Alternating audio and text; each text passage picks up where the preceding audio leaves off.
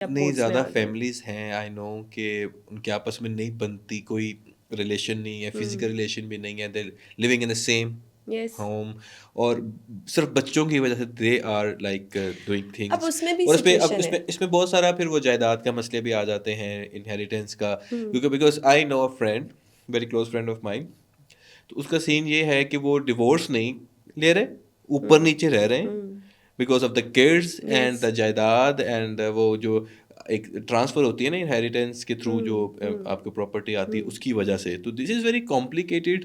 اگر اس طرح سچویشن ہو تو قانون کیا کہتا ہے اس پر؟ دیکھیں اس پہ قانون تو کچھ نہیں کہہ رہا, بیکاز یہ دو میوچل کنسنٹ سے دو لوگ ایک گھر میں رہ رہے ہیں, سپریٹ رہ رہے ہیں. لیکن اگر میں نے کچھ ایسے وکٹمس بچے دیکھے ہیں کہ جن کے پیرنٹس کی نہیں بنی, پوری زندگی نہیں بنی, اور وہ بچوں کی خاطر اکٹھے رہے ہیں, بٹ ان بچوں کی مینٹل ہیلتھ اچھی نہیں ہے. یس, وہ ٹراماز جو ہے نا وہ ان کی اتنے لائف. ٹراماز ہیں, انہوں نے گھر میں ماں باپ کو جھگڑتے ہوئے دیکھا ہے. کچھ پیرنٹس تو ہاتھ بھی ایک دوسرے کے سامنے اپنی اسپاؤس کو مارنا, یا بیوی کی کچھ ایسی حرکت کر دینا, ہسبینڈ کے کپڑے جلا دینا, یا کچھ بھی ایسا. وہ بچے مینٹلی پھر صحیح نہیں ہوتے, ان بچوں کے ٹراماز ہوتے ہیں, ان بچوں کے ٹرسٹ ایشوز ہوتے ہیں. سو فار می اٹس بیٹر کہ آپ سپریٹ ہو جائیں, آپ ڈیورس لے لیں. آپ کم از کم اپنے بچوں کو بلیم نہ کریں کہ تمہاری وجہ سے ہم نے نہیں کیا, میں بھی تمہاری ریسنٹلی وجہ سے. ایک ریل دیکھ رہا تھا, اس نے مجھے بڑا نا اندر سے ہلا دیا. انسٹاگرام پہ کسی نے شیئر کی تھی. دیٹ واز اباؤٹ کہ ہم ہانٹیڈ ہاؤس کی بات کرتے ہیں, رائٹ, یہ ہانٹیڈ ہاؤس ہے, یہاں پہ سایہ نہ ہوتا ہے. سو ہمیں منع کیا تھا بھائی اس گھر میں نہ جاؤ, یہ ہانٹیڈ ہے, نو دیٹ اسٹف. کہتا سب سے بڑا ہانٹیڈ ہوم پتہ ہے کون سا ہے؟ جس میں دو جو پیرنٹس ہیں نا, پیرنٹس کی آپس میں نہیں بن رہی.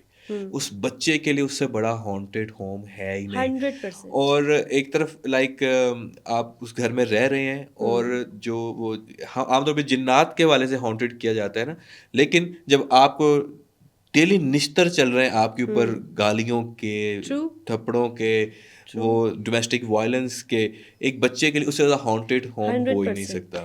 ابھی کیا ہوتا ہے کہ عورت نے جب مرد کو تنگ کرنا ہوتا ہے نا, بیوی نے خاص طور پہ, تو وہ اس کا خرچہ بہت کراتی ہے, بہت خرچہ کراتی ہے. Because yes it's very controversial, but کیونکہ وہ اس سے تنگ ہے, اس کو کچھ نہ کچھ تو ایسی بات ہے جو دونوں کو, وہ اس کا خرچہ کرانے لگ جاتی ہے, بچوں کے نام پہ, لائف اسٹائل کے نام پہ, اوور آل اپنی چیزیں خریدنا.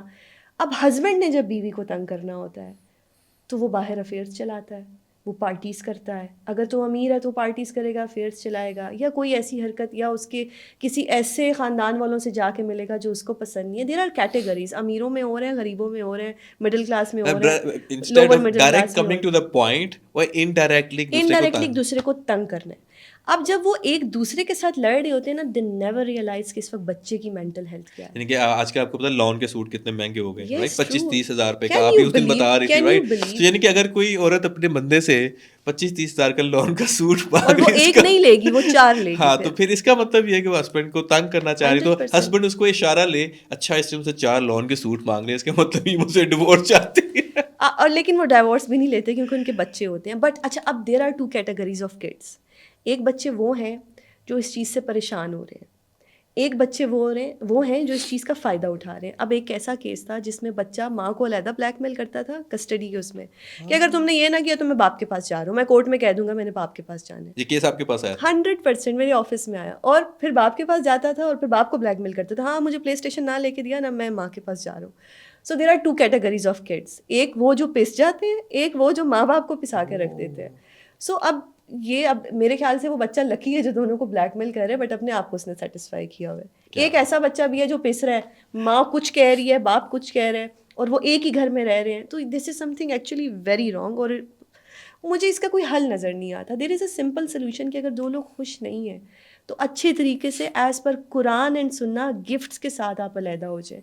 ابھی میں نے کچھ دن پہلے ایک پوسٹ دیکھی جس میں رتک روشن کی ایکس وائف, اس کی ہونے والی current wife, I don't know wife ابھی ہوئی ہے, اس کے ساتھ کھڑی ہو کے پکچر بنائی. سو یہ اعلیٰ ظرفی ہے کہ آپ کا اگر اپنے ایکس ہسبینڈ کے ساتھ اب کوئی کنیکشن نہیں ہے, بٹ ایٹ لیسٹ آپ اس کی وائف کو برا بھلا نہیں کہہ رہے, ہونے والی وائف کو ایک اعلیٰ ظرفی دکھائیں.